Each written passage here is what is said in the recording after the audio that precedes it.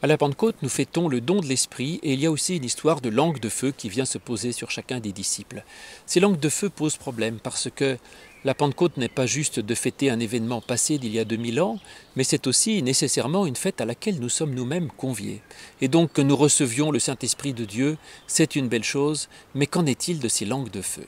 Et là, c'est un problème parce que je n'ai jamais vu personne recevoir de vraies langues de feu et en tout cas moi je ne les ai pas expérimentées. Et donc, de quelle nature sont-elles ? Pour le comprendre, il faut savoir que la Bible, en général, s'explique elle-même, et donc essayer de trouver dans l'Écriture où il y a eu un feu. Or, il y en a un, c'est le buisson ardent. Moïse monte sur l'Horeb, là il voit Dieu sous forme d'un buisson de feu, il redescend, il libère le peuple, ensuite il remontera sur cette montagne et où il pourra et recevra la parole de Dieu, la Torah qu'il va donner au peuple. Et donc nous avons encore cela, de nouveau Dieu peut se rendre présent comme un feu qui éclaire, qui réchauffe, comme un feu qui fait du bien et qui nous illumine. Mais il y a un changement radical là de théologie. C'est que dans l'Ancien Testament, il y a un buisson ardent unique pour tout le monde et une parole donnée à un héros, à un spécialiste qui est Moïse, qui ensuite redispatche la parole pour le petit peuple qui n'y était pas. Alors que là, nous avons un changement. Chacun reçoit son propre petit buisson ardent portatif. Et donc, on passe d'une religion collective à une religion individuelle.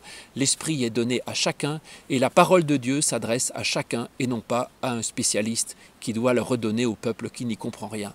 Et d'ailleurs, c'est ce que dit l'histoire de la Pentecôte, puisqu'on nous dit que chacun entend parler des merveilles de Dieu dans sa propre langue.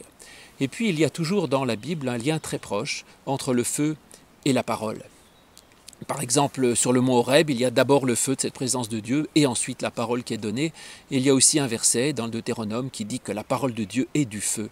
Et il y a encore une autre histoire, probablement à l'origine de notre récit de Pentecôte, qui se trouve dans le Talmud, et qui nous raconte que deux sages étaient réunis ensemble et qu'ils lisaient, ils ont lu toute la Bible, ils sont passés Genèse, Exode, Lévitique, Nombre, Deutéronome, là ils sont passés au livre de Josué, des juges, de Ruth, des prophètes, des psaumes, des proverbes, et qu'au bout d'un temps sans doute assez long, tout à coup, disent-ils, les lettres qui étaient normalement noires sur fond blanc se sont envolées du livre et sont devenues comme des langues de feu qui ont volé dans toute la pièce.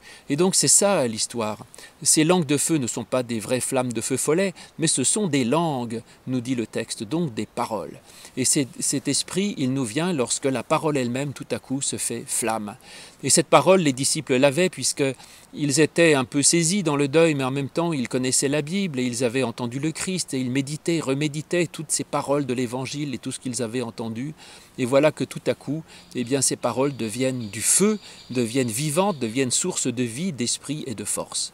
Simplement, ce que nous apprend la Pentecôte, c'est que ce travail peut être parfois long et ce n'est pas immédiatement que la parole s'enflamme. Il faut avoir la patience, comme ces sages du Talmud, de lire, de relire, de continuer et de lire même dans le noir jusqu'à ce qu'un jour cette parole devienne une source de vie, d'esprit, de feu et de paix et de lumière.